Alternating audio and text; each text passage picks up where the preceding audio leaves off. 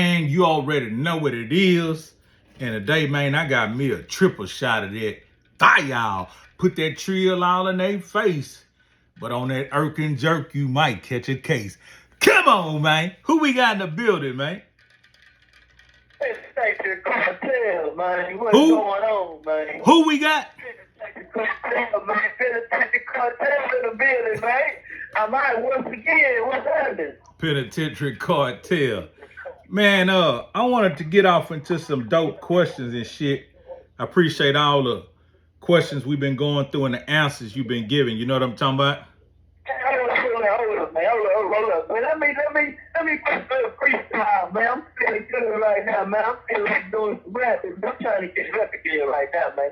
God damn, man. Let me take over, man. It's the penitentiary cartel takeover, man. Trying to get it back again, man. Don't let me hit something right quick. I hit something right quick. Go ahead.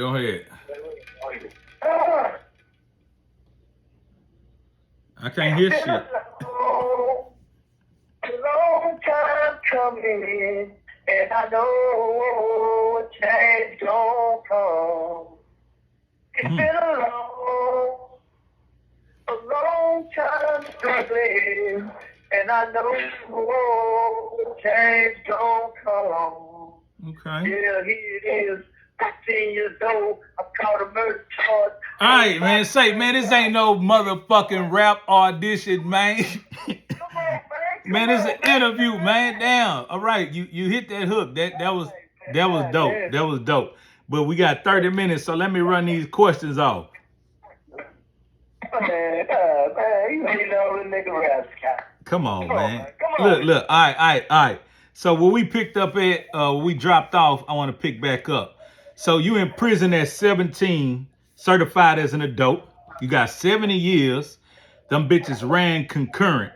Did you feel like your life was over or this was a new life about to begin? What was going through your mind at that time? You know, I ain't got 20 years, so I felt like I was going to come down here and do 5 years on that 20 and come home, man. I ain't feel like my life was over because, you know, back then I was under the 1-4 law. The 1-4 law was you only do 5 years on the 20-year aggravated sentence. So when they ran the concurrent, meaning they ran the 2 20s and 310 CC, meaning I just do 20 years. In my mind frame was, I'm going to go down there and do that 5 years and come home in my 20s, yeah? Right. Early 20s. Right. But shit, it was a whole other ball game once I got back here, man. They wasn't letting motherfuckers go home like that, man. People doing a whole sentence behind this over. Damn. So it was a new beginning. Yeah, man, it was a hell of a new beginning, man. Okay, You know? okay. So the first unit you hit was Ferguson, called the toughest prison at that time.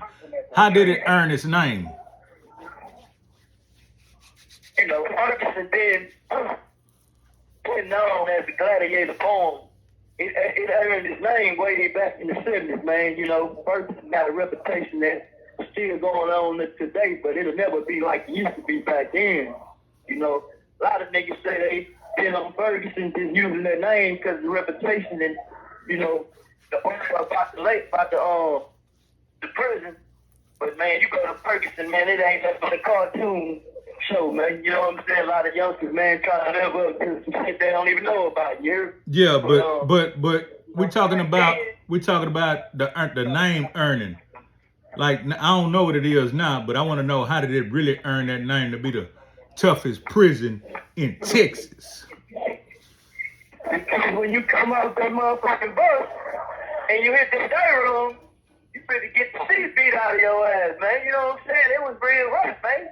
I mean, you didn't know if you was gonna live or you was gonna die in that motherfucker, man. Real talk. Every day, you know what I'm saying? When them doors open, you had to come out with your shoes on strapped up. Ain't no walking around with no flip-flops on, man. That's how they earned the unit from gladiators, man. Niggas fighting every day, all day. It was a fighting unit. It wasn't no stabbing unit. It was stabbing going on. But most of the time, man, Ferguson, man, was known for fighting, man. That's why anytime you meet a dude out Ferguson, man, you meet a dude out Vito and other units around the system, them Ferguson cats got hands, man. If you wasn't no hoe, you was fighting. You know what I'm saying? Okay. So that's how I earned the reputation, man, from, being a gladiator, young form that was down fighting every day out there, man, sun up to sundown. That's what we did. Speaking on fighting, during your first year on Ferguson, how many fights would you say you had realistically? First year? Yeah. Oh, man, I can't even count them, bro. I mean, like, we used to fight every day, man. It might sound crazy because, a human being fighting every day. But, man, that's what we did. When we got up in the morning, to go to work, to go in the field, you take your gloves out there, which we used to call them pistols, some other gloves, Okay. You grab your gloves and your shoes, and you getting dressed, man. You going out there, man, with fighting on your mind because once you get in them fields, there's going to be some fights going on, and you're going to get part of it. Somebody might call you out. You never know when somebody going to want to call you out, Right. So, it was an everyday thing. We waited for the chain bus to come in. Like now, you know what I'm saying? People ain't waiting on the chain bus to come in because it's a safe prison program going on. Back then, we waiting on the chain bus to come in to see what's on the chain so we can regulate what's coming in, So we can get on their ass, beat them up, you know what I'm saying? Break them down and rebuild them into a family or separate the boys from the men. Put the boys over here, the men over here. That way you know what's going on around you at all times. If a race kick out, you know who is who. You know who's going to be by you fighting. You know who's going to be the hoes and run. So we're going to separate that coming in through the door. We're going to get that overstood right off the muscle so you know what's going on, right? So speaking on you specifically, if you had to put a number on it in that first year, how many fights would you say you had? I say, man, out of 150 fights, man. I mean, I fought every day, bro. We fight, man. That's what it was. Out of 150, man. I can't even say the number. Okay, I'm going to move on to my next question. Out of all them fights, if you could remember, I know that's a whole lot, but which one was the worst? And it was a one-on-one squabble that you had. I want to know, why did it start? How long did it last? Who was it with? Just detail that fight for me, the worst one. We talking, okay, the worst fight I had, man, I say was in the people out day room, man, when me and the dude had a fight. Matter of fact, I was checking him when he came in, right? Okay. And, he got we did some hoe checking. They called it heart checking down, but back then we called it hoe checking, Right. But we checked it, so when he come in, I'm thinking, he just a regular taco, nigga about 6'2", really kind of slim, cut up like Bruce Lee a little bit, but I was bigger than him size. I was about 215, All right. So I went over there. He said, when he came in the day room, say, man, where you come from? Where you from? He said, I'm from Chicago. I said, all right. I said, man, what you gonna do? He said, shit, I'm gonna stay down. I said, all right. So they told me, the floor was open. I called him out. So when I called him out, man, I went to punching him, bro. We went to kicking and doing karate on this nigga, bro. He was an expert at it. You know what I'm saying? Oh, shit. You know what I'm saying? Nigga cut my eye open and shit. Nigga put me in a toilet hole. You know what I'm saying? Damn, nigga, this nigga had a toilet like UFC, So, I said, I ain't know the nigga was a black karate artist, huh? Damn. And I called him out.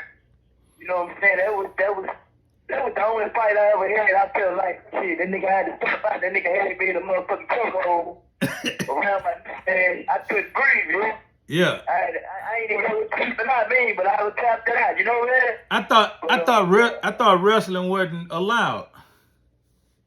Nah, man. Hey, he knew there wasn't no wrestling. Nigga put a rope on me and got behind me and locked me up in the headlock. You hear me? Okay. And, see, them niggas ain't picking up shit. They let this nigga go, you hear? How long did it last? Man, we fought for about a good, about 2 minutes, man. Okay. About 2 minutes. How did it break up? I told you he locked me up. He put me in that hole, hole, nigga, and that was it, you know? He put you to sleep? Yeah, I was 17 years old, man. I was a motherfucking kid, man. Fucking with dude like 28 years old, man. Texas. I ain't even know what the hell I was doing. I'm calling this man out trying to box him. And he was master. What did he do, you know? I was on 17 years old, man. Did anybody else backdoor him or they let him make it? Nah, they let him make it. They seen, he was gonna fight for, man. It ain't about who winning, who get beat. It wasn't about that. It was about checking to see if he got hurt, he gonna fight. You see what I'm saying? Right. So when they see, I ain't gonna lie, the niggas really been laughing at me, bro. Niggas set you up. Penitentiary cartel, they set you up, baby. Penitentiary cartel up, you know what I'm saying? Back then, I was penitentiary yet, man. Yeah. I was a penitentiary person, man. I was just coming in, man. I was just getting my feet wet, man. I probably wasn't even there by 2 weeks, bro. Okay. I'm trying to get in where I fit in, really trying to show these fools I'm down. And nigga choked the shit out you. And went out there and tell me, for the real person and told them to come out here, you know? Right. You know what I mean? Right. Okay. So a lot of stories being told on the internet from different cats. Ferguson sound like a war zone, I look at it like captives behind enemy lines colliding with each other beneath the surface.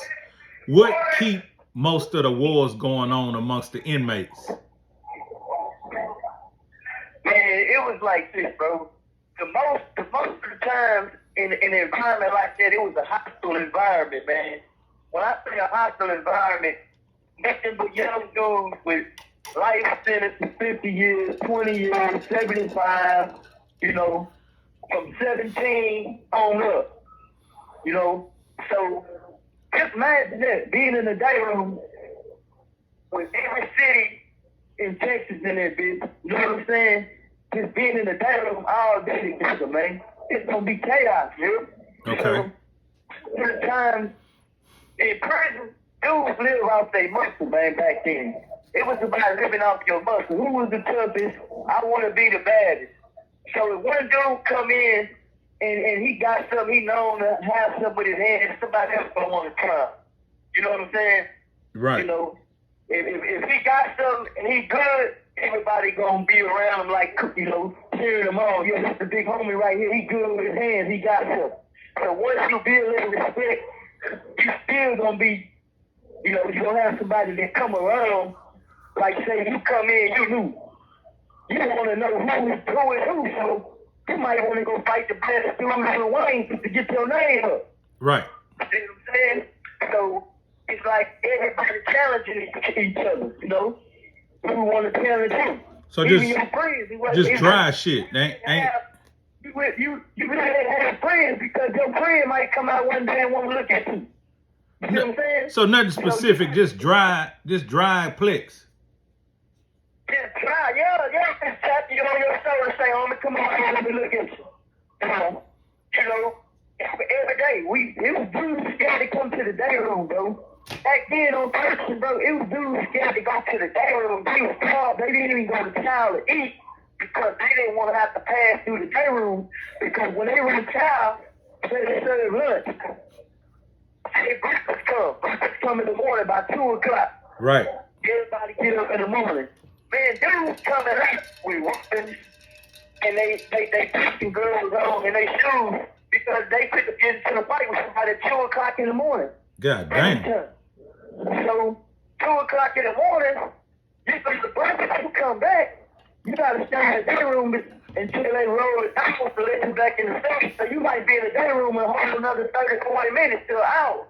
Okay. And during that 30, 40 minutes to an hour, you need to get in your cell.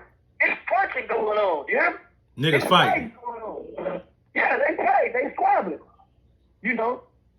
So you never know. Like I say, the city tripping, Houston against Dallas back then, Fort Worth dudes, dudes out all over Texas, man, in the room, Right. And it wasn't based on no gang shit. See, a lot of dudes think prison right now is exactly with gang. You come in, you a gang member, you good. See, back then it wasn't about no gang. It was about your heart, man.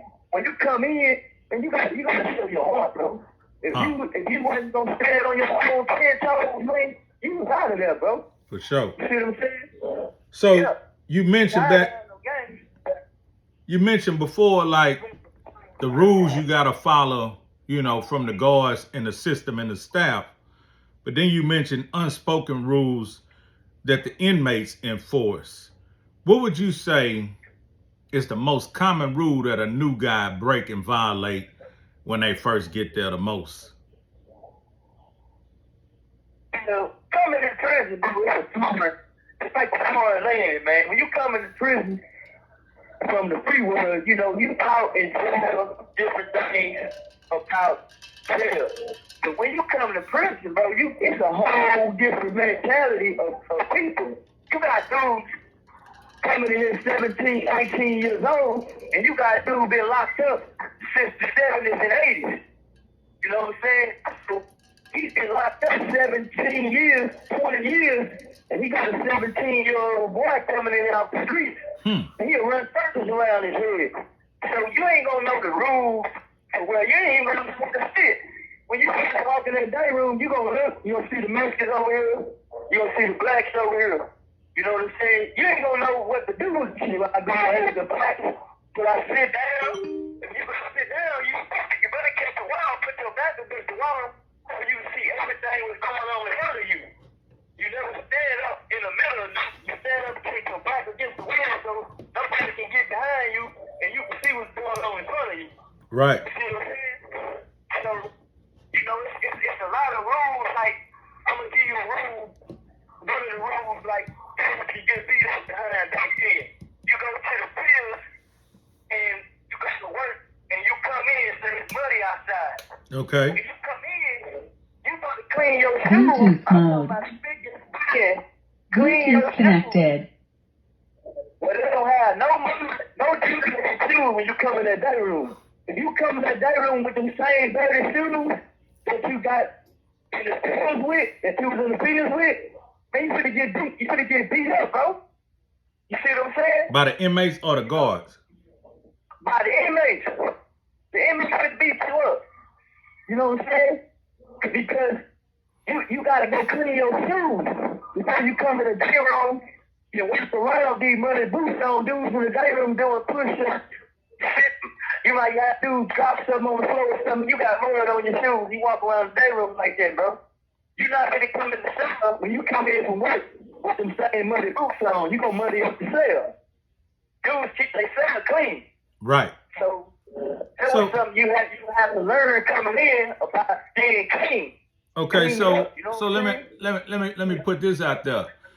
So the rules from the system most likely gonna be enforced by guards announcing, hey, these are the rules. They might be posted on the wall. They might hand out pamphlets. I don't know what they do. How does one learn the rules that's beneath the surface? Do somebody lace him up, or he get his ass kicked enough and then he learn? Or how do you learn? You learn. When you learn, you come in after they check you. Meaning they see where your heart is. Mm-hmm. If you a real one and you don't fool, somebody gonna lace you up. Somebody gonna say, hey, that's a real nigga right here. That nigga fool. He didn't lay it down. He fought him, and him. He good. Okay. So this how this shit go. You gonna learn slowly but slowly, how shit go. Somebody gonna, lace you up, right? But if you fool and you quit, somebody gonna put you under their wing. And basically when they put you under their wing is like you a kid now. You somebody kid. You belong to this dude. He gonna tell you what to do. He gonna misguide you. He gonna take you under his wing like this kid, like a son, a kid or whatever. He gonna show you how this shit go. He gonna raise you. He gonna tell you what to do and what you can't do. He gonna spend your money. He gonna have sex with you. He that type of dude. He gonna sell you. You don't have no rights. When you want that, you don't have no rights, bro.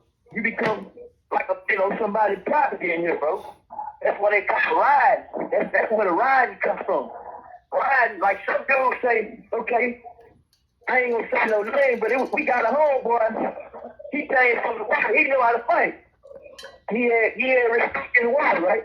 Okay. But at the same time, when he came to prison, a dude walked up to him and said, "What's up, man? When you gonna ride with me? Let's ride. Let's sit down and talk." We get him for chopping. Niggas said, "Yeah, you gonna ride with you? What's up? Let's ride." The older dude was putting him in the car, telling him, "You gonna ride with me?" The other dude thought, well, ride mean we better kick the talk. Right. So the other dude was telling me about my hole right there. The light skinned dude over there sitting down, he belonged to me. He riding with me. So now, when the fool found out that, man, he ain't talking about just riding talking. He talking about riding like you was his Right. You was his kid. You on his wing. So he gave that fool opportunity to fight his way out the car. And he had to refight over again at the car after he didn't got checked already. But the dude came to him and told him, "You gonna ride with me after all that?"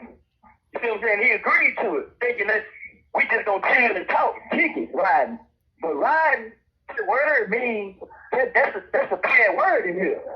Did he using that in friendship? Did he fight the dude who imposed that on him, or who did he have to fight? Well, luckily he had, the big homie Sway. He was cool with everybody. Sway like was a king in here, man. Oh, come on, bro. Sway, you know what I'm saying? He's a big homie, man. You know what I'm saying? He gonna fight everybody. He's cool with his head. He's probably one of the best homies. You hear me? Okay. You know what I'm saying? Sway cut it for old boy.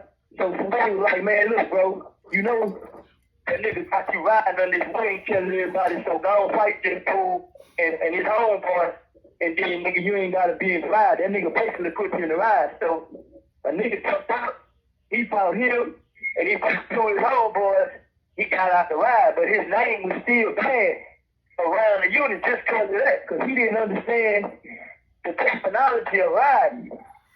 Man, that shit, I understand it's a whole different world, but that shit is ridiculous from a conversation that he misunderstood because he don't know the lingo yet. That put him in a situation. Yeah, and if you got partners that can back you up, like you got people that don't surround him, it's like, nigga, you did that. You done that. You got to come on with that now. If you outnumbered and they got dudes like that, shit, you walk around and be out of there, you hear? Right. You know what I'm saying? A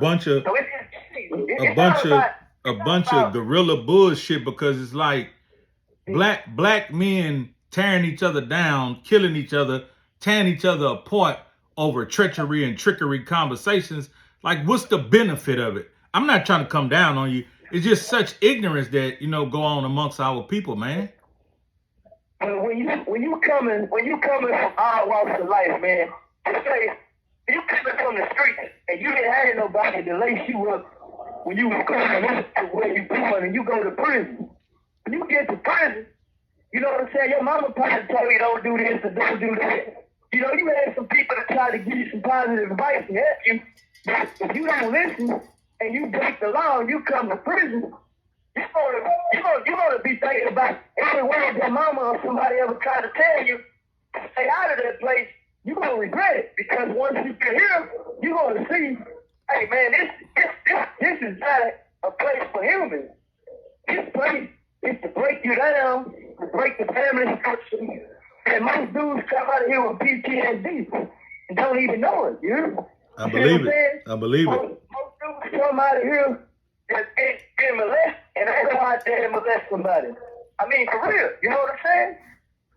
Those dudes coming out of prison, man, you see them, and they do certain things and come back. You be like, damn, wonder what happened to him. What's wrong with him? He crazy. You don't even know.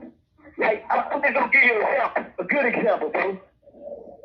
You ever heard when James Bird got drugged in Jackson? Yeah. Okay. The white dude who drugged James Bird, you can go read the book. It's called Long Dog Rifle, but I know this dude personally. I did time with him. I know him. For the king. They executed him. He was my neighbor when he got executed on death row. He was raped by black dudes on Beto One. He had his teeth knocked out by black dudes on Beto One. Right. You know what I'm saying? Right.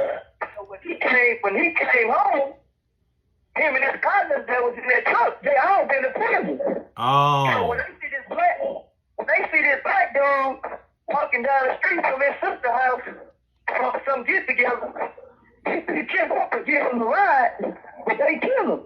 They carry him out to the truck, they paint his face, beat the fuck out of him. They drag him all down the road. Take his head off, his arms off, his legs off. But all alone, you thinking, okay, this racist shit going on, yeah, that's wrong. Hey, man, it's crazy.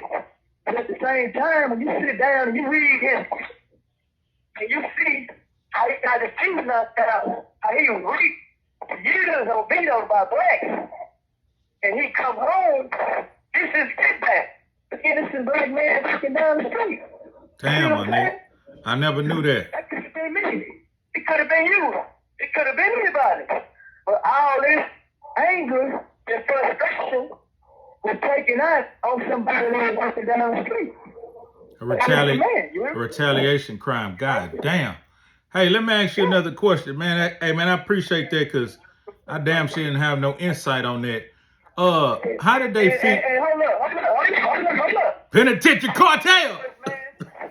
Penetrate the cartel. People read Long Dog Rifle, man. On Tommy King, man. It get all stupid. Even got letters in there that he's writing from prison. You know what I'm saying? When he get out, he gonna do stuff like that. Oh, he didn't change? You know, huh? He didn't change. He still hated blacks? Man, the man was my neighbor on death row. And he's the guy, he told me if he would have seen me, like, he'd have tried me. Right. And he knew, you know, he called me niggas. I just shot spears at him. We didn't have instruments. We shot spears at each other and shit like that on death row, me and John King, right? What's his name? Right? What's his name? John King. John? John King. Yeah, John King. John King. Yeah. Okay. He got a book out called A Long Talk about the crime, about them James Bird, right? Right. You know. Damn. You know, you Say, yeah, man. let's get to something else. We got about 2-3 minutes. How did they feed at Ferguson back then when you was in general population? Was it good food, and could you get full if you ain't have no commissary? You ain't had no conversation. You was still in there, boy. They said it'd be good, you know? Man, they said it'd be good, but they worked you hard. So when you went to the field, you would work hard. When you come in, you don't eat. They gave you dessert for lunch and dinner. You had 2 milks in the morning for breakfast, man. You know what I'm saying? You ain't really need to go to school, man. Right. You know, you went to the school, you know, it was just extra, you know what I'm saying? But man, they fed us good back then, bro. Hey, for this 1 minute, man, I want you to give some motivation to niggas who free, who ain't got no ambition, who laying on their ass, who ain't taking advantage of this freedom and this opportunity that they got out here, man. Give them some words on the way out. Listen, man, whatever you want, man, whatever you put your mind to, man, you can do it, man. If you want it, man, if you can see it, you can hold it in your hand, man. If you out there laying around, man, you know, this is the way of opportunity, man. We got people come from other countries, man, opening up stores in our neighborhood, capitalizing on real estate, property in our neighborhoods, man, and we just looking at this like, oh, it ain't nothing. Hey, man, keep your head up, keep breathing, man. Goodbye. Man, I appreciate my bro. Like, I learned something new on this one, you know what I'm talking about? And plenty of insight about staying your ass out of prison. So again, let me get down in the gutter with you. Do myself a favor and do yourself a favor. Stay your ass out of prison, man. I don't mean to be going at my brother, but when he describing these volatile situations, man, this shit sounds sick. A bunch of gorillas putting down rules about, hey, I told you in the ride with me. You agreed, so now you gotta give me some of that booty. Damn, dog, is that easy? Now you gotta refight your way out of the verbal agreement you made. But he said that the nigga told him, man, come ride with me, come sit down and talk to me, whatever. Because ride also mean in the county jail that, nigga, man, we rode all night like we was talking. But I guess it don't mean that in prison. So again, my friends, I tell you, stay the fuck up out of prison. That's from Hazel Lee, Trill Stories, Original Gangsters and Hustlers. And my brother doing life, the lifer. Hate to even be able to call him that or even title these videos like that. But it is what it is. Stay the fuck out of prison, man. From Hazel Lee and Penitentiary Cartel, man. It's the Penitentiary Cartel.